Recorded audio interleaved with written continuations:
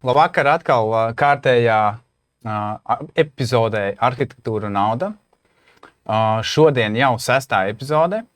Pie mums ciemos ir Ingūts Lazdiņš. Sveiks. Tā kā šodien būs interesanta epizode. Es saprotu, ka tev ir daudz domas par to, kas notiekās arhitektūras nozarē. Tu esi daudz reizes centies ko mainīt ar Latvijas Arhitektūras Savienībā. Pareizi izsakos? Mēs varam šodien apskatīt tik jautājumus, cik ir viņi nākuši priekšā.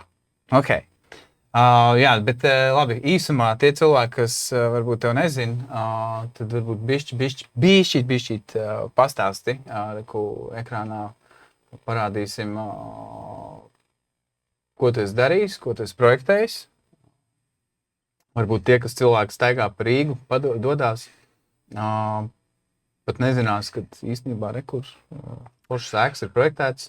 Parulē, un es no sākuma pastāstīšu. Es personīgi vienu lietu pateikšu. Šī ēka iedvesmoja man vairāk pievērsties arhitektūrai. Iet studēt arhitektūru. Iet vairāk studēt par arhitektūru. Ostas skati, man viņā nācās pastrādāt, bišķīt pašā karjeras Jā, sākumā. tu stāstīji, tā bija interesanta pieredze. Un tā bija tiešām interesanta pieredze redzēt tādu arhitektūru, kas ir tāda savādāka nekā ierasts, un ka tas nav tikai kaut kādas parastas mājas, renovācijas, standarta biroji. Un pastāst bišķīt savu vēsturi. Parāda pirmo bildīti. Tāla rezidence Elizabetes ielā, tā ir tāda metaforiska celtne, kas ir veltīta slavenajam Latvijas šahistam Mihailam Tālam, pasaules čempionam. Un tā bija attīstītā ideja māju veltīt kaut kādam stāstam, leģendai, tēlam. Jā, un tas ir tas šaha tēls iemiesots mājās. Otra, nākamā māja objekts Ostas skati. Tāds interesantākais ever biroja komplekss no 2 apjomiem, un pirmais stāvs ir caurskatāms ar skatu uz upi, un tur ir apakšā restorāns un tā. Jā, tāda vērienīga biroja māja ar daudz gaismas un labiem skatiem.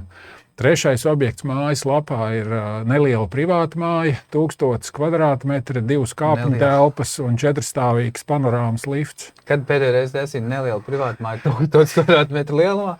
Ar peldbaseinu 12 metru iekšā un tā. Okay.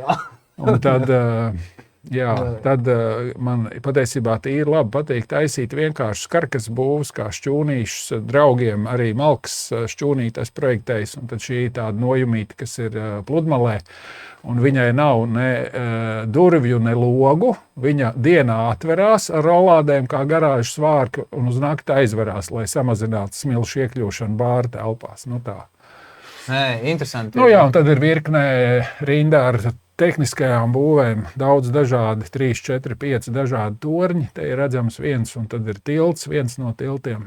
Jā, inženieru ko noteikti ikdienā cilvēki arī brauc un pārvietojas. Jā, un man ir stāstījuši, tad, kad es viņiem atgādinu par to oranžo krāsu, viņi saka, jā, tiešām ir priecīgāk. Kad brauc pāri tiltam, kas tev uzrunā arī ar krāsu, jo 90%, 95% pasaules tiltu ir pelēki vai tumši pelēki, kaut kā tā.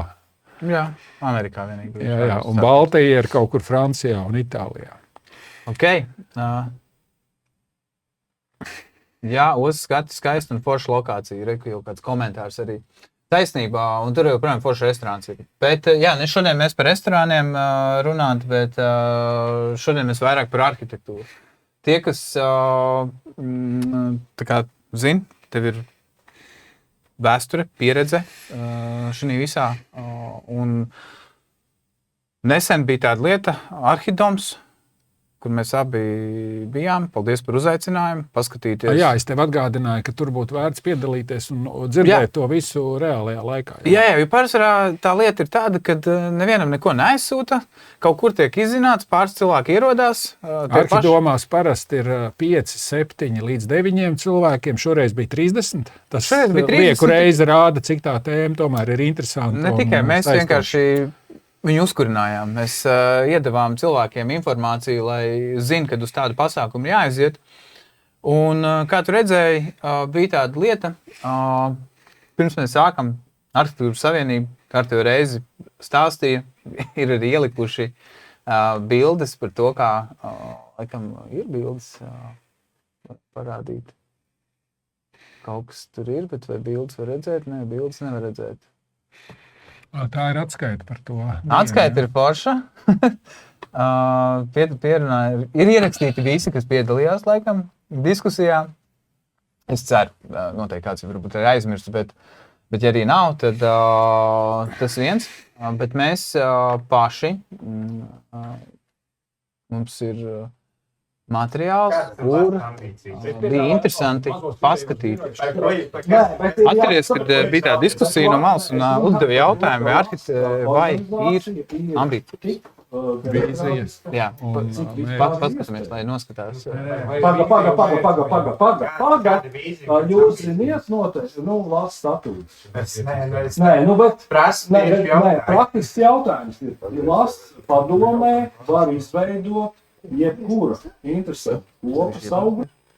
Ja domāju, kad pašā startā uzdod jautājumu konkrēti un skaidru, kāda ir vīzija, kādas ir ambīcijas, ko grib izdarīt, un mēģina 6 un vairāk minūtes pateikt ar citiem jautājumiem, praktiski to, ko vajadzēja atbildēt, diemžēl nav. Bet to skaidri nevar pateikt, bet tu to iekomentē. Pasaka vienkārši, ka nav. Bet rādam to video. Uz vienkāršu jautājumu nesekoja vienkārši atbildi. Jā, uz vienkāršu jautājumu nesekoja vienkārši atbildi. Emīlija, rāda ekrānu. Mēs iekomentēja kaut kādā vietā. Tieši pieķer to. Un pasaka, ka nav konkrēti, nav ambīciju, nav nekādu vīziju.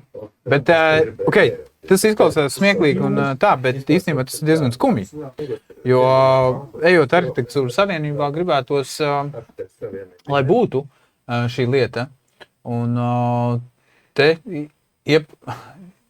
ierunājās Poga par to, ka tas ir bērndārs, uzdodot šādu jautājumu, bet vai tiešām tas ir bērndārs, kad tu sagaidi no tās kopuma kaut kādu līderību, kaut kādu skatu, uz kurien tas ies, un gala rezultātā saņem atbildi, ka tas ir bērndārs. Pagaidi, tas ir bērndārs vadītājs.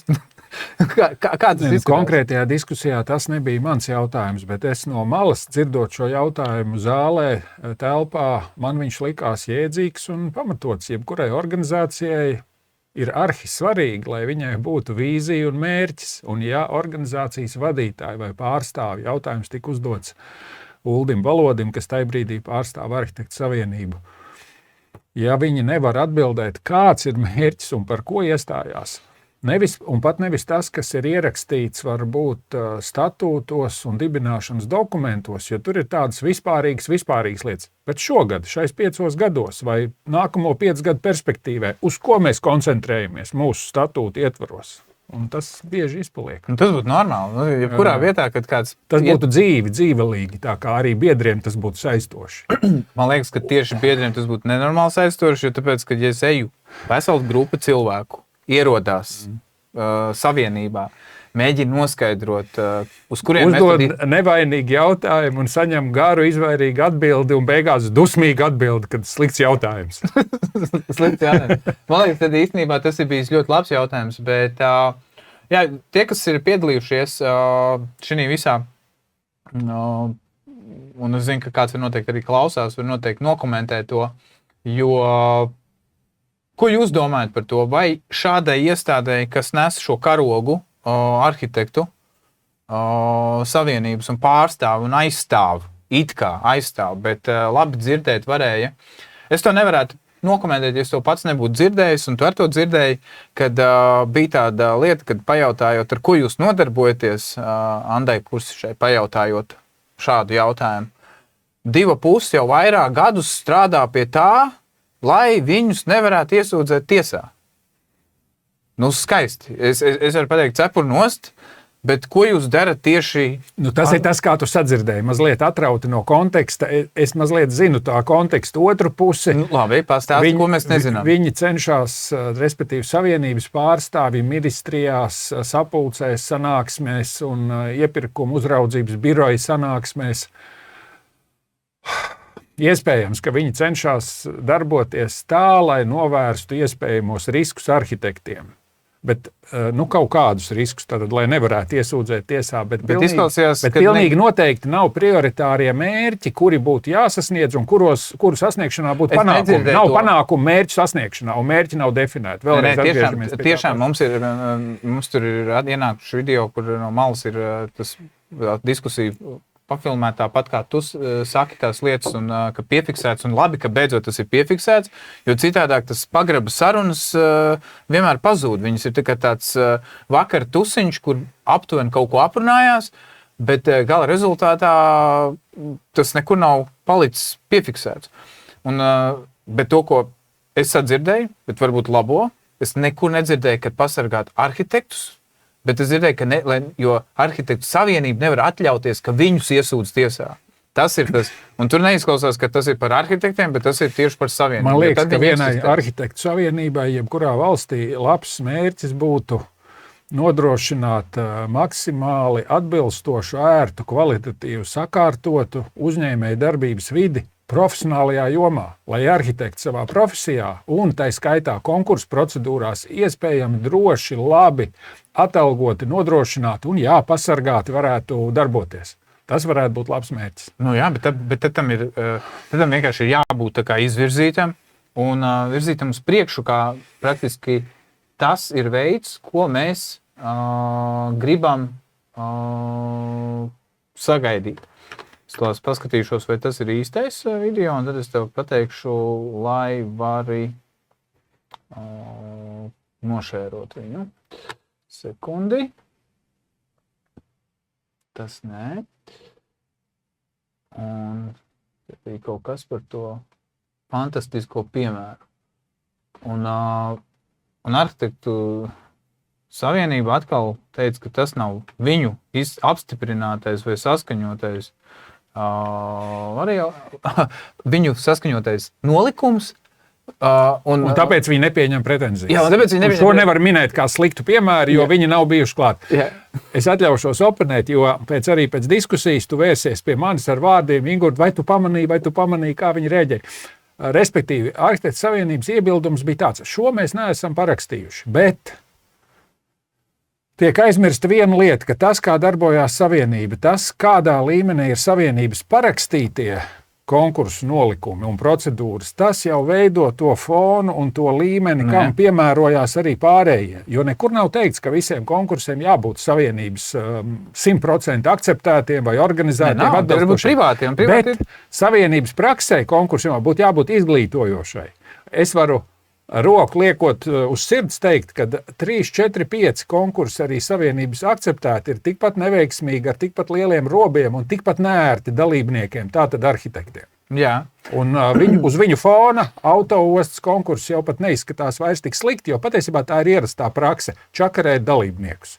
Likt viņiem darīt lielu, melno darbu, bet varēja būt sagatavots iepriekš un iedot ārtai lietošanai. Noskatīt, tu šodien to pasaki ļoti precīzi, ļoti konkrēti, un palaižam video, un te būs arī... Post ir fantastisks piemērs, kurā prasīts pilsētbūvnieciskais risinājums, funkcionālās plūsmas, kas plānojums 100 mērogā, apjoma arhitektūra dizains, fasāžu dizains, interjera dizains, infografika, kā dizaina priekšlikums, plus saskaņošana būvā. Turpat tikko izskanēja joks par to, ka varbūt vēl vajadzēja, lai saskaņo ar būvvaldi, un tad viss praktiski to esi tā kā izdarījis.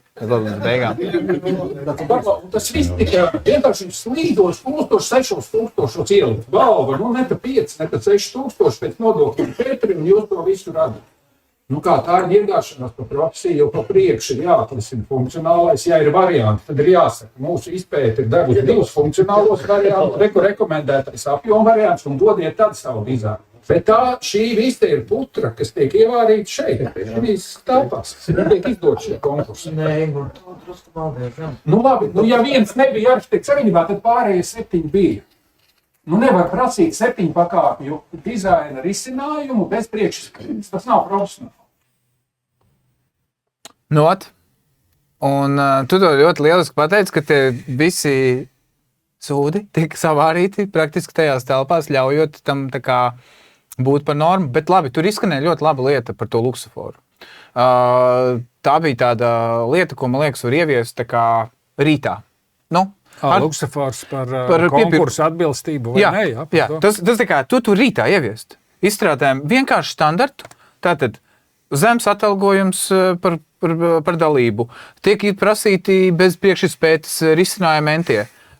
Viss, tas ir sarkanais. Piesavināts autortiesības bez atlīdzības. Tāda gadījuma arī ir. Nolikumā tiek ierakstīts viss, no kā tu atsakies, bet nav ierakstīta atlīdzība par to. Jā, un tas nozīmē, cik ātri mēs tikko nodefinējām sarkano punktu.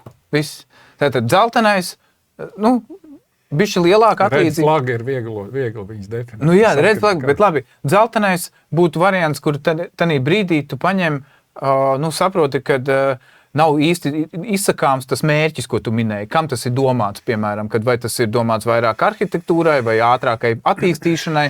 Tas būtu tāds nodalāms, un ja to nevar nolasīt skaidri, tas ir dzeltenajā. Tā bija vēl viena piebilde diskusijā par to, ka bieži vien dalībnieks izlasot konkursu nolikumu līdz galam nevar būt pārliecināts, vai tas būs konkurss par labāko arhitektūras risinājumu. Jo var gadīties, ka novērtēšanas pēdējā etapā žūrija pieņems lēmumu nevis labāko apbalvot ar pirmo prēmiju, bet ērtāko. Un tas nav rakstīts nolikumā. Nolikumā ir rakstīts oriģināls, vienreizējs, inovatīvs, labākā arhitektūra, labākā pilsēta. Un tad, kad klients to ierauga, viņš domā, tas viss par manu naudu. Es labāk šito neapbalvošu. Es apbalvošu to, kas ir drusku vienkāršāks tā. Citreiz ir otrādāk, kad otrās vietas prēmiju piešķir par labāko arhitektūru, un pirmā vieta līgums pamatot aiziet klientam ērtākajam. Arhitektam arī tāda konkursa var būt, bet tad tas ir jāieraksta nolikumā. Tā būtu labi. Ok, bet es redzu, ka tas ir kaut kas tāds, kas būtu bijis labojams vai ieviešams vai nodrošināms. Bet to var izdarīt tā, ka Savienība nolem savā sēdē, rītā ieviešam šādu. Atkarīgs, kā interesēs darbojās Savienība vairāk. Ērtības, kāpēc tā? Miera, saticības vai savu biedru arhitektu, certificēto arhitektu konkursu dalībnieku interesēs. Tad tu domā, vai tagad es no tā, ko tu dzirdēji, gribu saprast, vai tu pieļauj vadību, to ideju vai iespēju, ka kāds darbojas vairāk savu sautīgu interešu? Ne tik šauri kā savu. Tam tad vajadzētu ļoti lielu faktu bāzi, lai kaut ko tādu apgalvotu. Bet es arī agrāk viens no maniem saukļiem varētu būt, ka Arhitektu savienībai ir jāpagriežās ar seju pret mazajiem vidējiem birojiem un autoriem. Okay. Tā būtu laba firmas seja un logo. Jā. Nevis abstrakti mēs par arhitektūru, par tālāku izglītību, par kultūru, bet mēs organizācija, kas atbalsta visus konkursu dalībniekus, ne tikai lielos ar milzīgo pieredzi jaudu un kas var taisīt bezmaksas konkursus, bet arī mazos, kuri grib godīgu samaksu, kas grib savu pirmo līgumu, kas grib savu biroju attīstīt un kas varbūt ir 1 vai 2 autori, kas varbūt pat individuāli autori, un viņiem būtu jābūt iespējai savā valstī praktizēt un viņu tiesībām aizsargātām, līdz tam, ka viņi realizē savu autoru darbu. Bet tā ir gara sarežģīta procedūra, un ja neviens nav ieinteresēts attīstīt daudzskaitlīgu autoru ērtu darba profesionālo vidi, tad tā organizācija strādā kādas citas slāņa grupas interesēs. Lielo biroju interesēs vai arī... Labi, tā varēja dzirdēt arī pašās beigās izskaņā, ko Juris izteicās, kad mazajiem pat jaunajiem arhitektiem pat nemaz nevajadzētu... Kurš Juris Poga? Jā, ka nevajadzētu nemaz startēt, kad vajadzētu tieši... Šito es palaidu garām, tas gan ir labs teikums. Atklāti pateikt, ka nevajag nemaz daudz dalībnieku. Pietiek, kad ir daži un tie arī sadala. Un to kolēģis saka, kā tad mēs varam darīt, tad, mēs esam jauns arhitekts, ko mēs varam darīt, tad Un tā kā, neko? Tā kā, paldies, jūs neesat vajadzīgi. Neesat šī bariņā jūs iet nost. Bet man liekas, ka izskatās, ka ar vienu roku mēģina kaut ko risināt, bet ar otru roku dara pretējo. Piemēram, es būtu Arhitektu savienībā, bet es neiešu Arhitektu savienību. Es varu pateikt, tas nav mans aicinājums. Man pietiek darboties neatkarīgi. Tu pašlaik esi Arhitektu savienības opozīcijā. Tā arī ir liela stabila poza katrai pozīcijai vai opozīcijai. Jā, bet es redzu, ka to var ātri atrisināt. Bet ir jāgrib vienkārši. Un ir jāgrib pateikt tikai biedri, ko jūs sakat. Mēs tāpēc uztaisījām to aptauju, kas ir pirmā aptauja, ko mēs pēc tikšanās ar Ediju Kupču. Edijs Kupčs ir mēģina būvnieku apvienībā visu sasaukt kopā. Paralēls ar būvnieku savienības protestiem. Jā, ļoti forši. Viņš mēģina, viņš tur tagad panāk, un ekonomikas ministrija jau tur iesaistās, un viss tas ir baigi skaisti. Bet nu tev vienkārši jautājumu, ka mēs uztaisīsim par dempingu. Vienkārši, ka mēs pateicām, ka arhitektu nozarei ir problēma dempings. Vai jūs arī varat šo jautājumu paņemt, ka tas bojā visu, ka kāds pēc tam maksā vairāk par to, par sūdīgo kvalitāti. Un tā ir tā aptauja. Tie, kas grib viņu aizpildīt, ir obligāti jāpieprasa piekļuve. Jo tāpēc, ka mums nevajag troļļus, mums vajag, lai cilvēki, kas atbild tiešām ar savu vārdu, uzvārdu un atbild uz jautājumiem, un ka tā netiek aizpildīta 10 reizes, bet ka tas ir vienreizēja anketa, tu aizpildi, pasaka, un mēs savāksim datus un nodosim tālāk Edijam. Lai Edijs viņus arī var apkopot un iesniegt, un rekur ir jo, kā es minēju, arī tanī Arhidomas vai domas, jā, tad arhitekti nav tik daudz, lai tu nevarētu visiem pajautāt, ko tu domā par dempingu. Ja tur būtu 30,000, 50,000 speciālisti, jā, diezgan pagrūti pajautāt ar visiem, bet 1000 cilvēkiem pajautāt, kur ir certificēti, kur ir nišā, kur ir ļoti reglamentēti. Un viņiem nevar uzdot jautājumu. Man liekas, tas arī ir smieklīgi. Jo to nevar izdarīt. Jāpiedomā pie jautājuma formulējuma, jo tam jautājumam ir jābūt izzinošam ar faktiski, es gribētu teikt, izmērāmu lielumu atbildē. Jo nav tā, ka mēs slikti domājam vai labi domājam par dempingu. Es zinu no pieredzes, ka ļoti grūti no arhitektiem pat slēgtās aptaujās ir dabūt reālos, piemēram, privātmāju projektēšanas izmaksas. Viņas līdz galam nekad nav nekur nofiksētas. Dažādu iemeslu pēc. Jā, tur pēc sajūtām atkal viss notiek darīts. Bet tas nav sarežģīta lieta. Man liekas, ka tā kā mēs tur bijām, tu definēji ļoti daudz lietas par to publisko. Pieminēji ļoti daudz par publiskajiem tiem metu konkursiem. Tas drīzāk būtu tāds vairāk, nevis gluži iepirkumi, kur ir. Bet ko mēs pamanījām, ko arī citi minēja, kāpēc ir tās daudzās prasības, ka Eiropas Savienība viņiem nedod naudu, pašvaldībai nedod naudu, tad vēl kaut ko, un tad viņi tagad saliek visu kopā, dod man 15 idejas un skices, un vēl cenu. Un tad redzēs, kurš vēl beigās. Es dzirdu, ko tu saki, bet šito es nesapratu. Ja šī būtu tāda lielāka apaļā galda diskusija, es teiktu, kolēģi, atvainojos, es jūsu argumentu nesapratu. Ja jums ir nauda būvēt, jums jābūt naudai projektu izstrādāt. Ļoti vienkārši, redzi? Jūs gatavojaties būvēt, izdariet nelielu aizņēmumu bankā par 40,000 par šo naudu norganizēt, un jūs dabūsiet 4 miljonu kredītu uz projektu, kas jau ir izgājis svērtēšanu un lietojams. Tas saucās elementārais bizness. Ja rindā stāv noguruši, izsalkuši, alkstoši arhitekti, kur ir gatavi bez šiem 40,000 izstrādāt projektus, tas ir jau socioloģisks pētījums. Tad tur ir jāskatās. Tā ir sociāla problēma jau. Jā. Sociāla profesionāla problēma. Jā, iezīmē arhitekts. Tas ir nopietnāk. Tur diagnostika dziļāk. Tad jāvēr. Bet nē. Cik es neesmu vēl apskatījies datus par Gaujas Nacionālā parka konkursu. Pasaki divos teikumos, lai klausītāji atcerās to lietu. Kur bija situācija, jo es viņu pats neesmu lasījis, bet es daudz dzirdēju to kā diskusiju. Situācija ir ļoti vienkārši. Izsludina šādu te konkursu, kuri piedāvā savu variantu, izstrādā, un tad tev galvenajā balvā, turpat nav apbalvojums par to, ka tu piedalies, jo tu nevari, bet tur ir galvenā balvā ir līgums. Var būt. Uz nezināmiem noteikumiem. Ja pasūtītājiem būs nauda priekš tās idejas, jo viņam var arī nebūt. Tas nozīmē, viņš nav neuztaisījis izpēt, nesaprats, kas viņam vispār ir, cik viņam vispār finanses ir.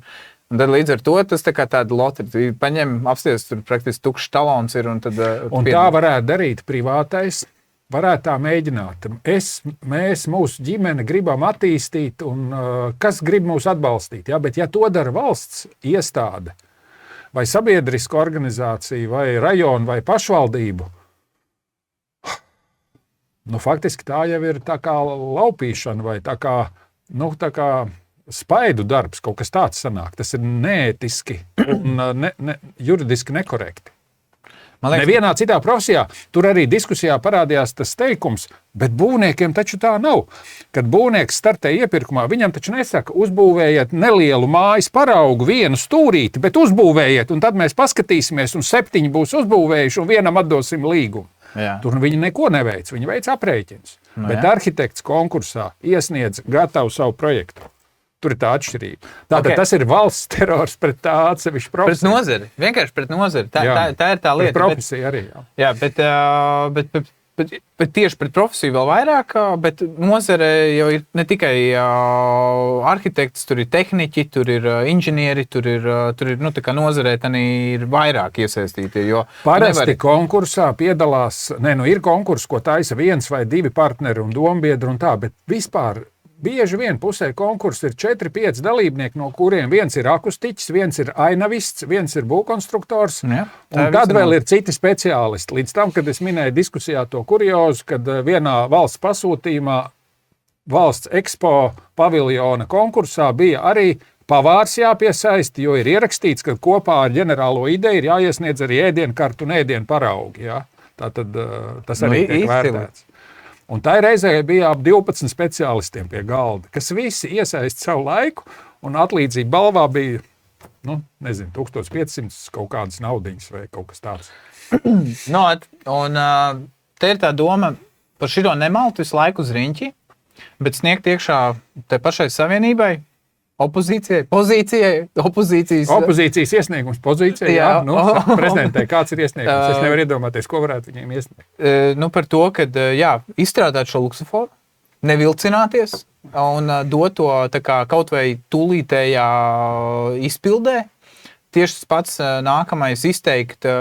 Ieviest luksofora principu, bet tā tad ir jābūt kaut kādai 2-3 ekspertu grupai, un viens no tiem atbildīgais to apstiprina. Katru nolikumu, ko izskata, viņu publisko mājaslapā ar šo indikātoru. Dzeltens, zaļš, sarkans. Tad ir Eiropas komisija tā arhitektu. Tad es domāju, ka ja viņai pajautāt, vai jūs varat padalīties, kurā valstī tas ir un kas var iedot šo priekšvārdu, viņi ar lielāko prieku patiesībā iedot, ja kāds vēl grib kaut kur citur kaut ko līdzīgi ieviest. Ka tas nebūtu tā, ka tagad milzu investīcijas mēģināt uzrakstīt, kā parasti Latvijā dara, visu sāk no jauna rakstīt. Tas nozīmē, ka to var praktiski burtiski izdarīt pareizi. Bet ir komentārs, es nolasīšu, kas mums te ir. Jā, tas izskatās labi. Uzspied. Pareizi noraksturots valsts terors pret profesiju. Tad kāpēc turpināt piedalīties metu konkursos? Kāpēc ne boikotēt metu konkursus jau tā saknē? Ko? Un mūsdienās ir tik daudz radošu veidu, kā labāk darīt radošu darbu par brīvu, parādot visiem, uz ko katrs arhitekts ir spējīgs. Un tas ir vēl vairāk. Jā, tu vari savu mājās... Sirsnīgs uzaicinājums, bet arī tāda dzīvē nenotiek, jo tomēr to naudu ir jāieņem un līgumu vajag. Paklau, ja mēs, atsakot, mums šeit ir diskusijas formāts, un es mēģināšu reflektēt uz to, ko tu teici par luksuforu, kā viņi ir ieviest. Bet tur ir viena šaurā vieta, lai vai kādu luksuforu tu ieviestu, viņš nedarbojās, ja nav burkāna vai pātagas principa. Tātad. Vai nu tev ir jāspēj sodīt tos, kas piedalās sarkani atzīmētajā konkursā, neskatoties uz to, ka savienība viņu noliekusi, bet tāda soda mehānisma nav ne statūtos, ne kur nu vēl likumdošanā. Vai arī būtu jābūt kaut kādam stimulam, bet stimulu arī Arktikas Savienība nevarēs radīt par to, ka, piemēram, piedaloties labā aizsargātā konkursā, kas ir pareizi organizēts, ja, ka tur ir kaut kāda, es nezinu, papildus bonus arhitektam, arī nebūs. Tad, kāpēc?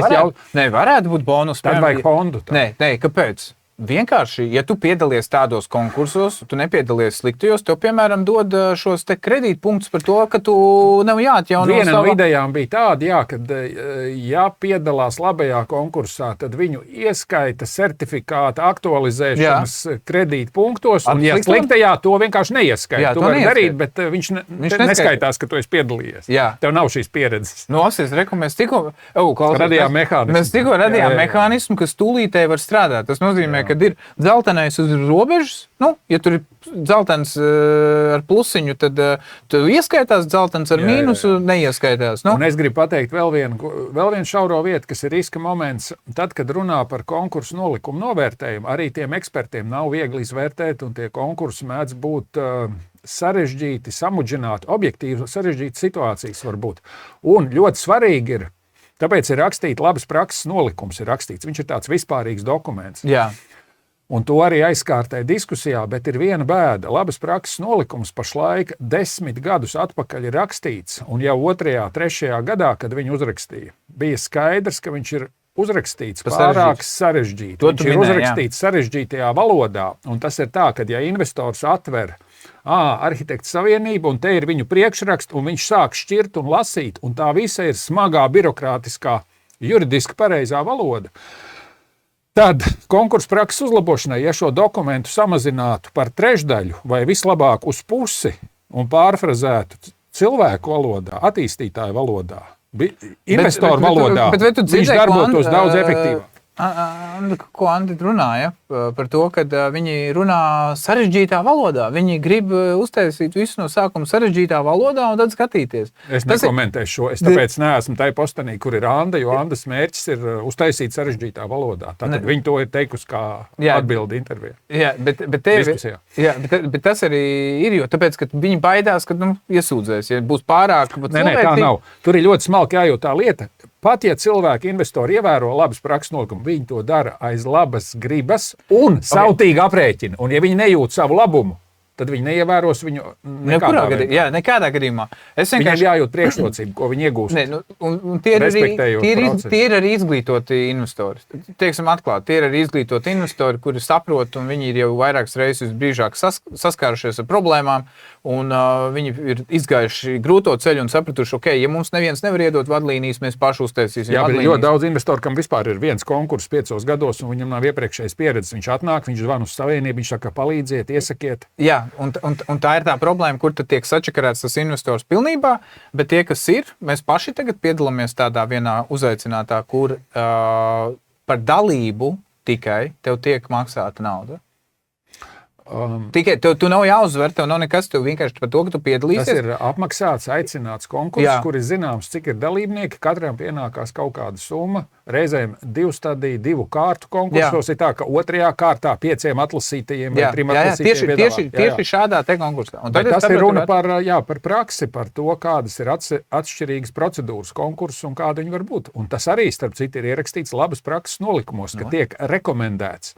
Kāpēc tiek rekomendēts? Lai taupītu dalībnieku spēkus. Jābūt ir uzstādījumam, ka dalībnieka resurss ir vērtība, ir jābūt cilvēktiesībām, ir jābūt humānai attieksmei pret dalībnieku. Dalībnieks nav gladiators, kurš tur iet izdzīvot. Redzi, tātad to pat var ar likumu mainīt. Tātad, ja attīstītājs grib kaut ko darīt un taisīt konkursu, tātad to var nolikt ar likumu, kad automātiski jābūt veiktai priekšizpētēji, jābūt veiktai, ģeoloģijai, topogrāfiskai izpētei, noteikumiem saņemtiem. Nav nepareizi, bet es vēlreiz mēģināšu pārfrazēt. Es tur saklausu tevis teiktajā tādu lietu, ka labas prakses nolikumā varētu būt rakstīts. Labdien, jūs esat investors, vēršam uzmanību, ka jums vēlams organizēt tā, lai taupītu dalībnieku resursu. Pamaniet, ieguldot 3-5 tūkstošus priekšizpētē, priekšprojektā, datu analīzē, modeļu izgatavošanā, jūs parādat labu gribu un cieņu pret dalībniekiem, un to atbalsta Arhitektu savienība, kad jūs esat sagatavojis labus materiālus. Tas ir jā, bet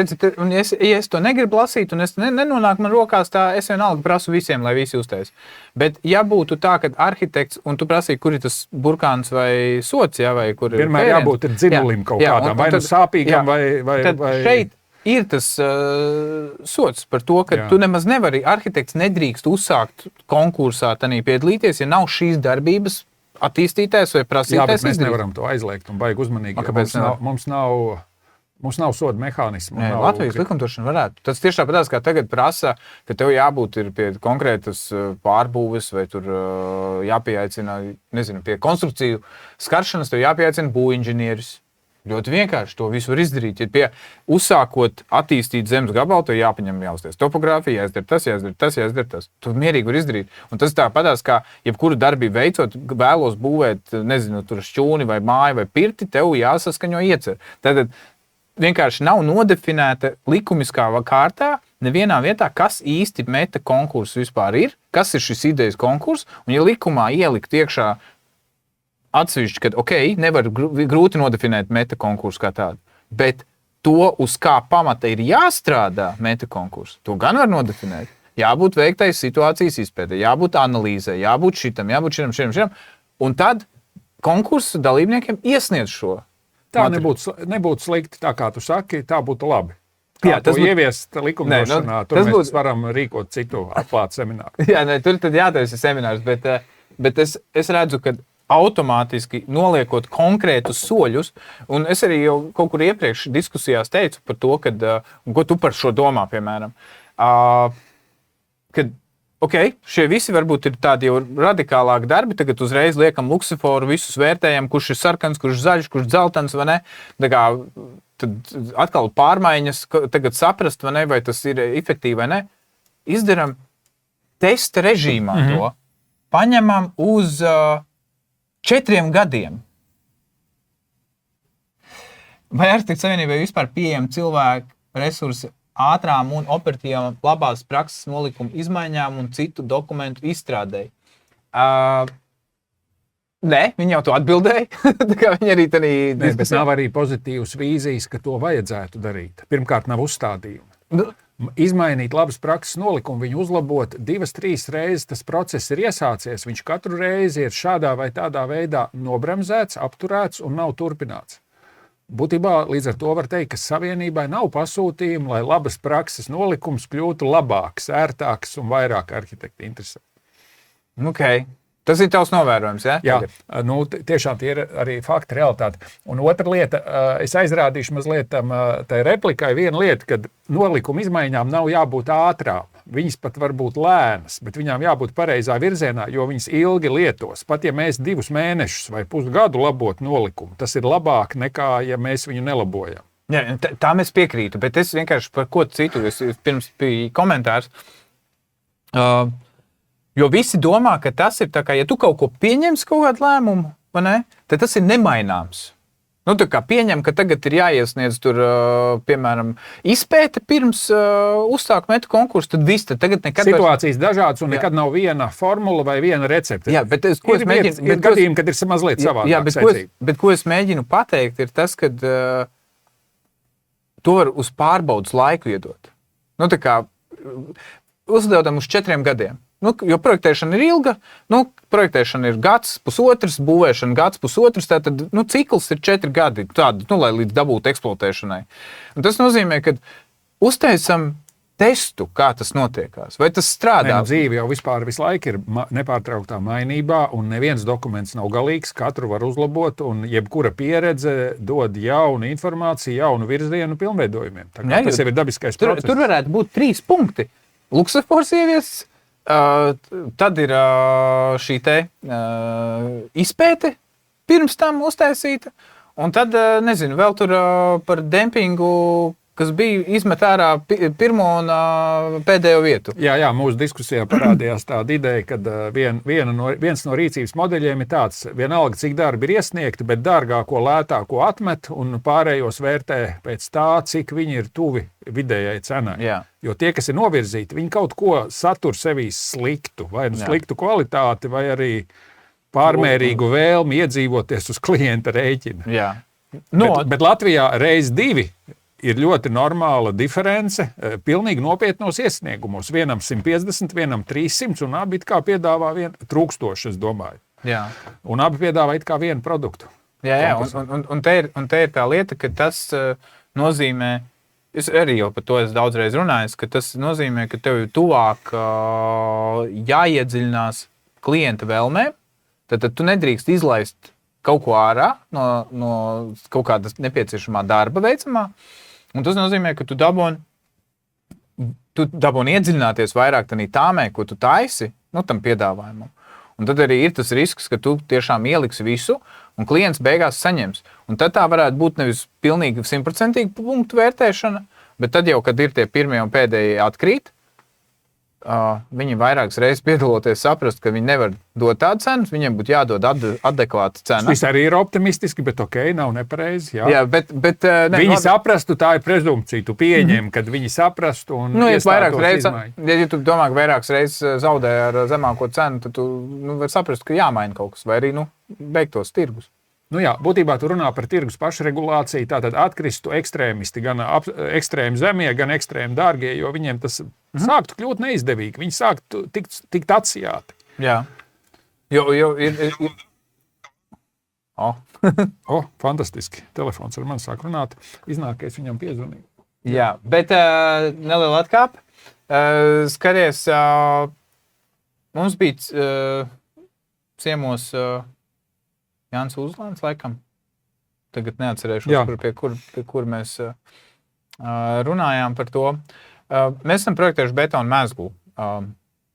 Un tā ir viena no lietām, kur ir tāda situācija, ka, lai konkurētu tajā ražošanas tirgu, transporta betona ražošanā, pa lielam visas izmaksas ir vienādas visiem. Un visa tā smagākā lieta ir transports. Tā kā viņu nogādāt no punkta A uz B, un ja kāds cilvēks ir gājis tagad pa Vecrīgu, transporta betona mezgls ir pārvietots Vecrīgā un stāv Kalējielā, man liekas, tā bija Kalējiela.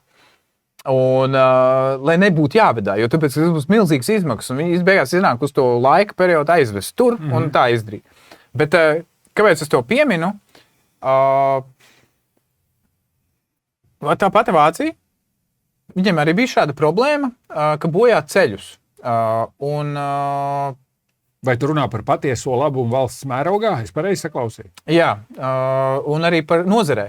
Un nozarē bija tāda lieta, ja vienīgais, kā mēs varētu savā starpā konkurēt, ir es varētu pieliet vairāk betona klāt mašīnā, nekā atļauts vest. Bet sabojā ceļus. Bet man jau tas neuztrauc. Es paņemu aizvedu un es nodempingoju cenu, jo es varu aizvest 8 kubus. Tu saki, tev jābrauc ar 2 mašīnām, lai aizvest 8, 4 un 4, un tu visu aizvedu, un tev sanāk dārgāk, vai ne? Un visu, un tu zaudē. Vai tev arī jāsāk tāpat tās darīt? Un tagad pārliekam to uz arhitektūru, jau sarežģītāk? Sarežģītāk ir tikai tāpēc, ka to grib sarežģītāk. Ko izdarīt? Joma ir komplicētāk, un arī tas ilglaicīgais labums. Bet es runāju par to, ka ir jāpieņem kaut kāds radikāla lieta, un tā radikālā lieta bija, kad viņu ieņēmumu dienests uzlika svarus uz mašīnu, ka obligātu prasību visiem būt svariem, un tie, kas brauc ar pārgruzīt mašīnu, vienkārši saņem to, ko viņi it kā vinēja, viņi dabūna sodā. Un nozare paši izlīdzinājās. Es to pieminēju. Aizsargāt ceļu infrastruktūru. Jā, un šeit, ja būtu tā, ka vēlētos aizsargāt pasūtītāju pret neveiksmīgiem projektiem, jo visi zina, ko lētākā cena noved, beigās. Bet tad tu viņu glābi pret viņa paša interesēm, jo daudz pasūtītāji ar zobiem un nagiem ir par lētāko cenu, jo viņu vieglprātīgais, naivais, bez pieredzes prāts liek reaģēt uz lētu labumu, ko viņam šķiet, ka viņš tūlīt iegūst. Bet tas ir tad, kad tu nevari viņam ilgtermiņā. to aizliegt, bet tu nevari aizliegt viņam Bet tad jau tur netiek iegūt pieredzi. Iegūt pieredzi, jā. Nē, bet tad viņš jau neskatās uz eksploatēšanas izmaksām. Viņš jau neskatās arī uz tādām lietām. Un tā ir lieta, kas arī arhitektūrā tiek novirzīta. Bet ar energoefektīvo ēku principu to izmainīja. Tad, kad ievies energoefektivitātes visu likumu un to punktu, kas notikās 2014. gada kaut kādā tur 13. 14. bija pārēj, 12. Laikam no 12. līdz 14. bija tur pārējais posms, un tad viņi ievies. Tad arī bija baigā nišas problēma, jo nebija tik daudz tie speciālisti, kas to spēja darīt. Atceros, jo projektējām, un tad bija ļoti grūti atrast tādā laikā. Bet pēc tam tas paši izregulējās, jo tāpēc, ka visām mājām bija vajadzīgs energosertifikāts, attiecīgi energosertifikāts noteica to, vai māja ir A-klases vai nē, vai vajag veikt kaut kādus uzlabojumus vai nē. Un tagad, kas ir noticies, bankas regulē šo nozari vēl labāk, jo tāpēc, ka bankas dod labāku kredītu tām ēkām, kuras ir energoefektīvākas. Blakus lietas spēj to izdarīt, salikt tā kā to aicinājumu taisīt energoefektīvāku māju un vispārējo, tā pašlieta nē. Un tad, tāpēc, ja tu zini, ka tev kredīti dabūs puslētāk procentu likmi. Redzi, tādā energoefektivitātes sfērā ir dzīva nauda. Projektēšanas, projekta kvalitātes un arhitektūras sfērā bankas var nesaskatīt to materiālo labumu. Tāpēc viņiem ir vairāk vienalga, kāds liktenis ir projektā. Ja viņa būs labāk eksploatējama, mazāk izmaksas... Jā, bet tā nav tieši arhitektūra. Bet tā ir arhitektūra. Tas ir, ja tu paredzi neveiksmīgu risinājumu, kas ir tur... Nezinu, stiklotas sienas bez apsildes tur beigās veidojas. Tur runā par inženierisko aspektu. Nereti ir tā, ka konkursā vinnē inženieriski perfektu būve, kas neatbilst vietai un ar draņķīgu arhitektūru, bet viņai visi certifikāti ir kārtībā. Mēs nevaram izslēgt tādu situāciju.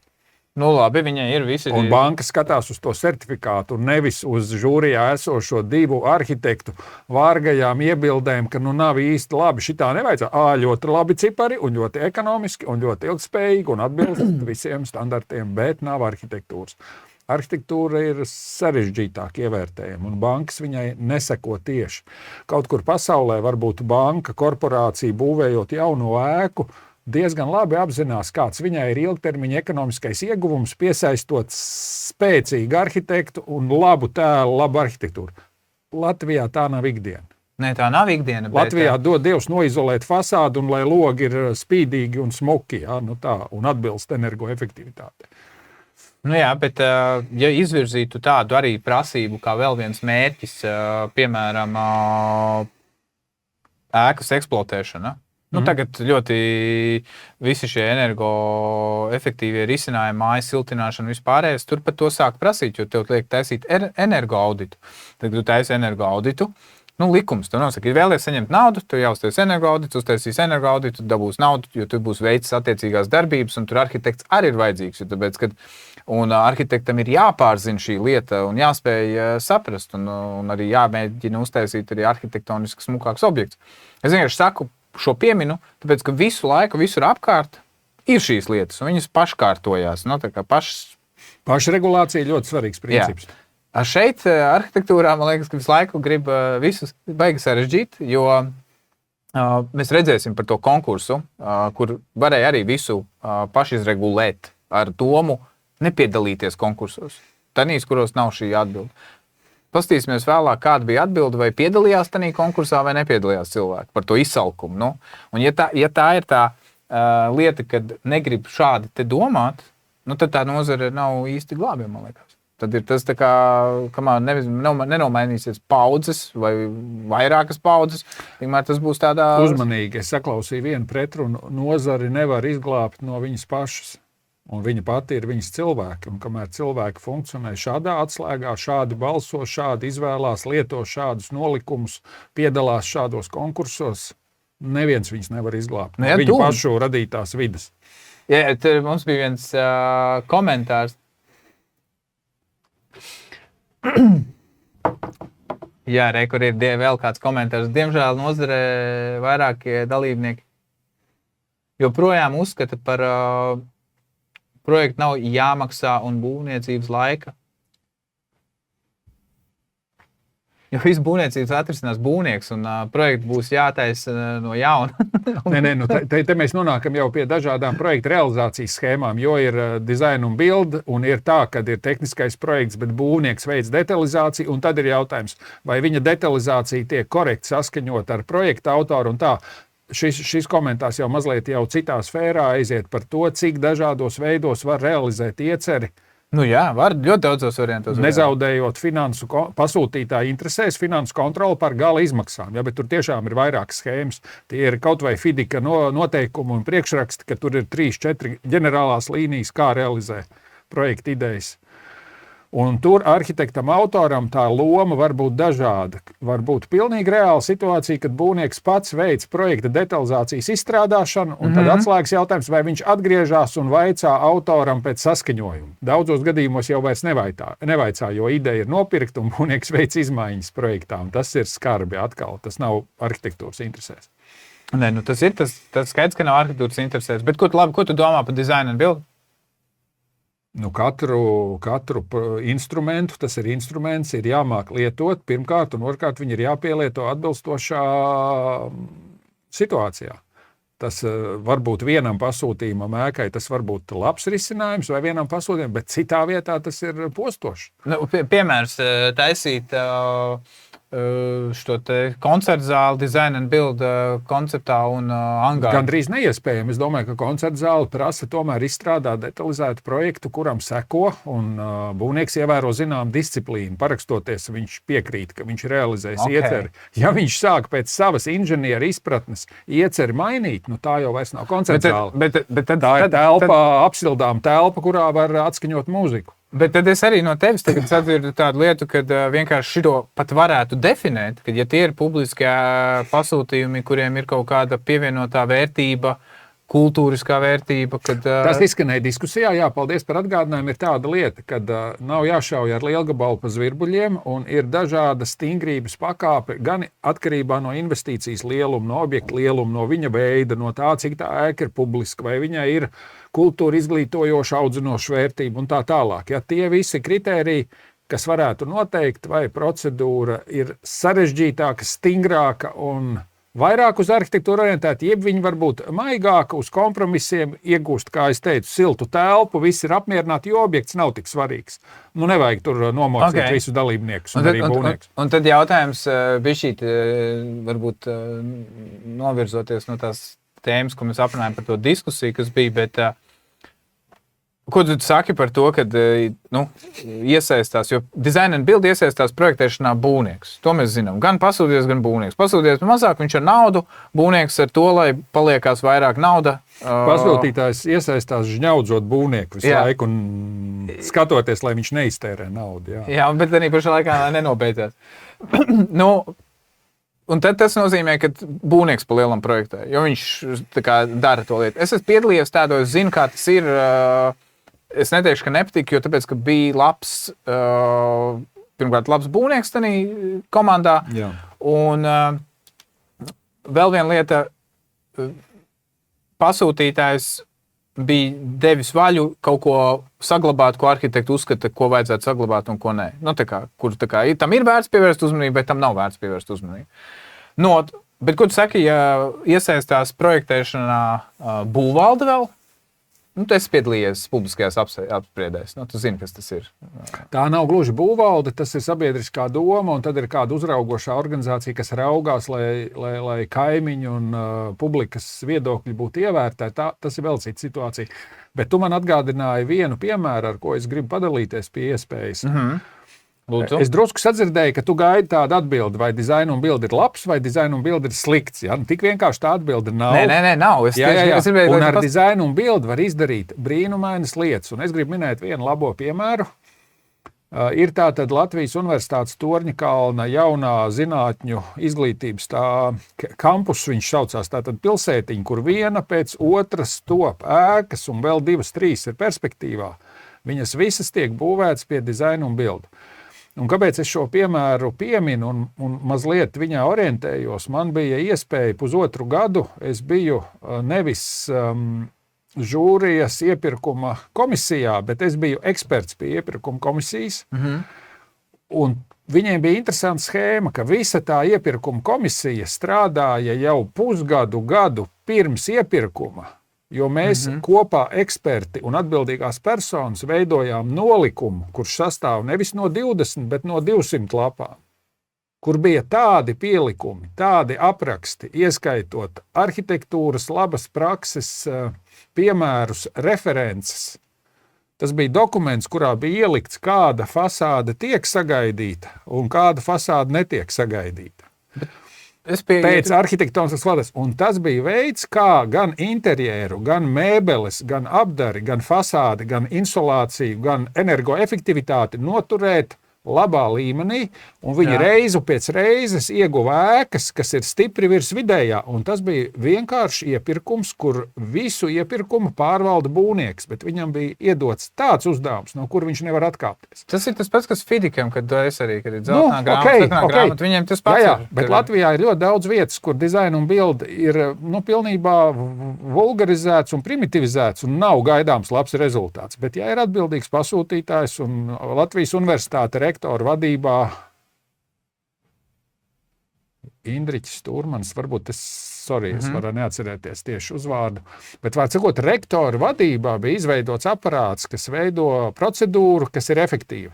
Un notiek vienlaicīgi cenu kontrole, 35 miljoni netiek pārkāpti, un vienlaicīgi diezgan liela drošība, ka celtnieks projektējot ievēros tos standartus, uz kuriem pasūtītājs orientējās. Jo tāpēc viņus var nepieņemt. Tur bija jau skaidri noteikumi. Bet tu atkal piemini to vietu, kur cilvēks, kur komanda, tu saki, 1,5 gadu darbojās jau iepriekš. Gandrīz gadu tika veidots nolikums, un pēc tam 1,5 gadu bija iepirkums, vairākās kārtās notika diskusijas, izvērtēšanas, atbildes uz jautājumiem. Bet tad te bija gudrs pasūtītājs. Pasūtītājs saprata, ka jāinvestē nauda šajā ekspertīzē, ka no sākuma tas ir jāizdara. Un pareizi jāizmanto šis mehānisms, procedūra, kas saucās iepirkums ar vienu līgumu. Ir viens līgums ar būvnieku, kas ietver pilnu projektu. Jā. Un te ir tā lieta, mums ir bijis līdzīgs, varbūt ne tik lielam objektam, bet kur tieši šādā veidā izdarīja. Labi, tas ir labais piemērs. Sliktais piemērs noteikti ir skaidrs, kur tev vienkārši pasaka, tagad visu samazināt un atnest visu arhitektūru nost. Sliktais piemērs ir tad, kad būvnieks saka, mēs par 120 uzbūvēsim, viņš uzvar iepirkumu, bet neviens nezina, kādu arhitektu viņš noalgos. Un kāda būs tā fasāža un arhitektūras kvalitāte? Jā, telpas būs, sarmezgli būs, funkcionāli viņi darbosies. Un tad, kad paskatās, bet arhitektūra primitīva, no tā neviens nav pasargāts. Iepirkums faktiski ir ļoti skarba, brutāla metode, kā ēkas radīt. Bet mūsu tanī diskusijā visu laiku izskan cauri viena lieta. Tie, kur ir vairāk iedziļinājušies tanī priekšizpētē, tie, kas ir veltījuši šo laiku sagatavojoties, tie, kas ir dabūjuši šo ekspertīzi, šo pārliecību, ka tas viss, ko pasūties vēlas attīstīt, tas ir vispār realizējams un ir dabūna labāk rezultātu. Ja tiktu veikts atbilstošs un saulaicīgs izglītošanas darbs, tad faktiski viegli var pārliecināt attīstītāju par to, ka viņš ir ieguvējis jebkurā gadījumā. Pat iztērējot 10 000 pirms konkursa, viņš ir ieguvējis, jo rezultāts ir par 20%, 30% labāks nekā, ja viņš nebūtu izpētījis situāciju iepriekš. Jebkura ieguldītā nauda priekšprojektā noteikti uzlabo rezultātu būtiski. Jā, bet liela daļa baidās par to laiku. Ko tu domā par to, kad, kā es tagad taisīšu, man tad finanses, un es tagad tik ilgi, viss paliks dārgāk, būvēšana paliks dārgāk, es būšu izpētījis. Ko tu saki par to? Kā vējš skrien, kā miets atdurās. Var steigties ātri. Sāksim liet betonu, un tad jau redzēs. Reizēm projektēšana notiek paralēli nulles cikla būvniecībai. Arī tā ir. Jā, tas ir izdarāms, bet tas ir grūtāk, dārgāk arhitektam. Var arī mēģināt sekot tādam procesam. Jā. Es piedalījos tādā. Es stādos priekšā, kā tas ir mazos objektos. Jā. Nē, saskaņo minimālo būvprojektu, tad konstruktors uzzīmē pamatus, un tad tiek zīmēts visas pārējās lapas. Okay, bet tādu laiciņu varēja, tagad jau vairs nevar, nulles cikls nav vairāk, tā kā tas ir izņemts ārā, bet Lietuva piedāvā tādu variantu. Ir arī pasaulē valstis, kur tas tā notiek, kad izdod atļauju uz skices, un pēc tam viss pārējais notiek vienalga kādā secībā, vienlaicīgi ar būvlaukumu norobežošanu. Tiek norobežots būvlaukums, sāk rakt bedri un vienlaicīgi zīmē projektu. Tas nav neiespējami. Jā, bet ko tu saki par to? Ko tu domā? Ja tas nekādā veidā nav saistīts ar konkursu vai ar iepirkumu. Nē, tas nav saistīts. Tas ir cenu aptauja varētu būt, piemēram. Kurš ir gatavs vienlaicīgi ar būvniecību izstrādāt projektu? Tad iegūst tikai viens cipars, kurš lētāk ir gatavs uzņemties to. Es, no visa tā, ko es saprotu, vai piedaloties tajās diskusijās gan ar Savienību, gan ar tevi, gan parunājot aizkadrā, mēs esam daudz apmainījušies ar domām, un es redzu to, ka tās lietas ir jāspēj nošķirt, ko jau tu minēji par to, kāds ir motīvs tam konkursam viens. Ir dažādi mērķi, un tam ir dažādi līdzekļi, dažādi kalibri ieročiem un metodēm, kurus lieto. Un man liekas, ka arī tas pats Gaujas Nacionālais parks ir viens no piemēriem, kur pasūtītājs dēļ tā, ka viņam nepietiek nauda vairākām lietām, viņš samet visu kopā vienā katlā, ka tagad iedod... Sāpīgākais ir, ka viņam tas iet cauri, ka viņam tas izdodās. Ka viņš tā drīkst darīt, un pēc tam ir ļoti maz argumentu, kā paskaidrot citai pašvaldībai vai citai sabiedriskai organizācijai, ka tā nevajadzētu darīt. Viņi saka, bet Gaujas Nacionālajam parkam tikko izdevās, mēs arī gribam. Un bez maksas. Un bez maksas, jā.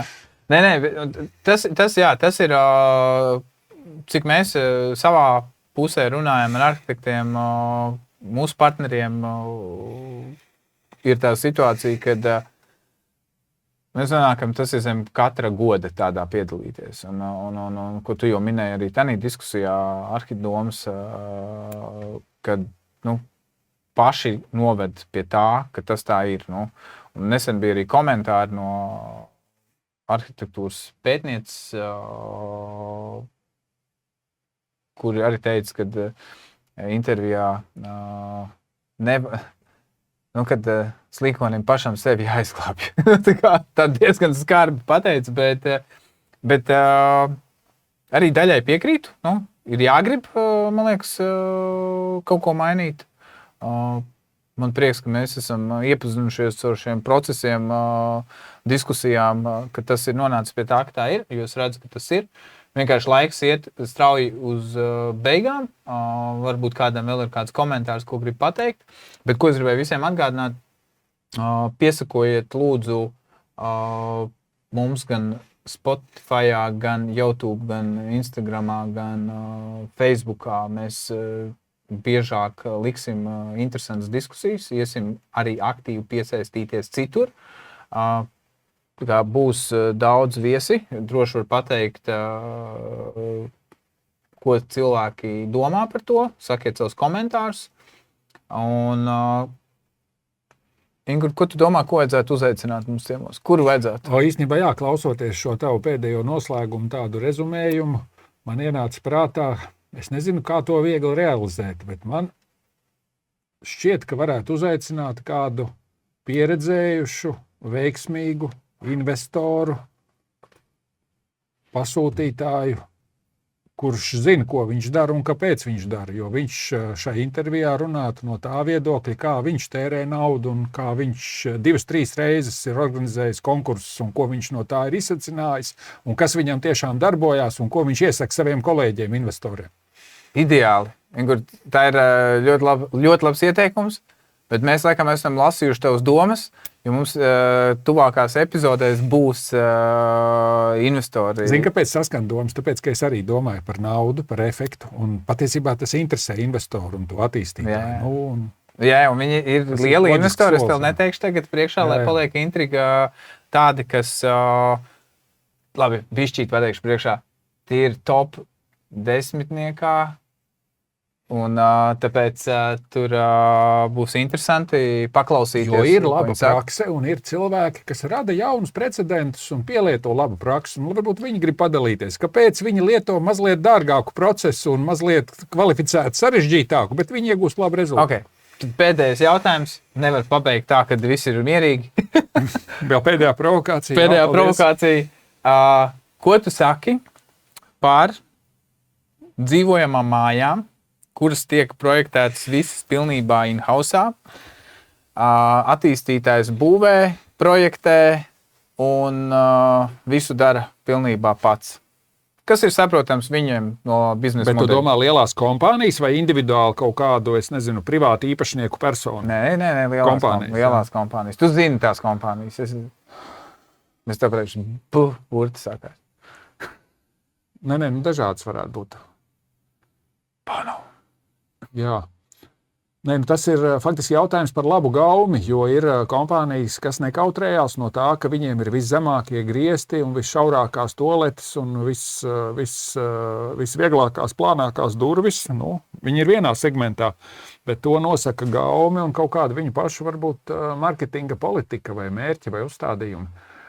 Un es domāju, ka in-house nav ne slikti, ne labi. Vai saskan tie mērķi pircējam, potenciālajam dzīvokļa lietotājam ar to, ko kompānija piedāvā.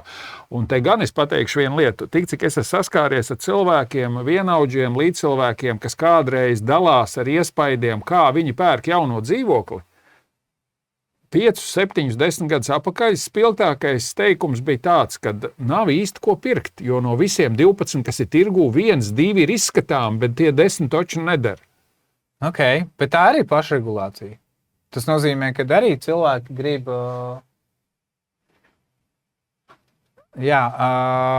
Kas ir. Respektīvi, tirgū nav tas, ko cilvēki meklē. Kāpēc nav? Tur vajadzētu jau 5 investorus aptaujāt, ko viņi piedāvā, un tad 50 pircējus vai 15 ģimenes, ko viņi meklēja un ko viņi neatrada. Nē, bet tas nozīmē pašregulāciju atkal. Kad, ja investoram būs sliktāka pirkšana, tad viņš sāks kaut ko domāt par bišķi vairāk arhitektūru, bišķi vairāk par... Jā, bet mums jādzīvo tagad. Tā pašregulācija un pieredze nāk pēc 5, 15 gadiem, bet mums ir jādzīvo, un kā es saku, ģimenes jāuztur tagad. Tad vajag tagad jau lietpratīgus pasūtītājus un pircējus. Protams. Tāpēc mēs taisam šo te raidījumu Arhitektūra nauda, lai jūs cilvēki vairāk būtu izglītoti par šo. Tie, kur nav nozarē, tie, kas ir nozarē, aizdomātos par to, ka vai tās darbības, ko jūs darat, sekmē arī nākotnē, ka būs nauda. Jo vai projekti būs novest līdz tādam līmenim, kad par to nevis vairs teiks, ja vēl būvnieks, kas saprot kaut ko, saka, ka vajag, varbūt tur vajag kaut ko pamainīt vai kā, tas vēl ir diskutējams jautājums. Bet kas notiekās, ja nepieredzējis attīstītājs vai nepieredzējis pasūtītājs sāk projektēt vai pašvaldība, vai pašvaldība sāk projektēt tavā vietā un saka, kā viņiem vajag, kā tu dari, un praktiski tu esi izstrādātājs. Arhitektūras izstrādātājs. Nevis, tas ir arī naļu bīķeļa, tas ir gaumas jautājums, un gaumi neviens nav atcēlis. Gaumas ir dažādas un pozīcijas varbūt dažādas. Ir arī arhitekti, kas labprāt izstrādā. Izstrādājums. Viņi veido izstrādājumus. Tāpēc neveidosim arhitektūras izstrādājumus. Tāpēc vēl vienreiz iesakojiet mājaslapā, aizpildiet lūdzu anketu, piesakieties, izsakiet savus domas, ko jūs domājat par to. Padalieties ar saviem kolēģiem, tie, kas strādā projektēšanas birojā. Padomājiet par arhitektūras nozares nākotni, par šo profesiju, jo, diemžēl, bēdīgi noskatīties, ka 2026. gadā arhitektam prasa uzzīmē pa velti. Tāpēc, lai jauks vakars, tiekamies jau nākamajā epizodē. Paldies! Labi!